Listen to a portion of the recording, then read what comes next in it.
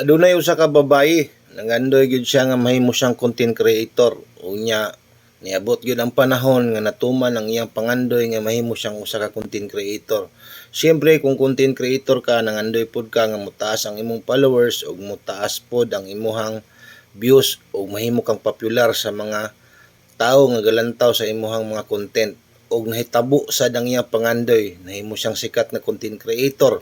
Apan niabot ang panahon nga sa iyang pagsikat, dito na ni sulod ang mga problema kaniya tungod kay nasuko man day siya kung adunay magbas o maghatag kaniya og mga negatibong comment.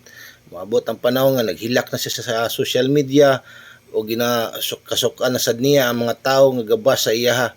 Para lang sa imong kahibalo, kung kinsa ka man nga nangandoy nga mahimong sikat na content creator, kapag once nga ikaw gusto mo sulod aning pagiging vlogger o content creator, expect na nga adunay mga negatibong comment o mga basher nga naa maabot kanimo.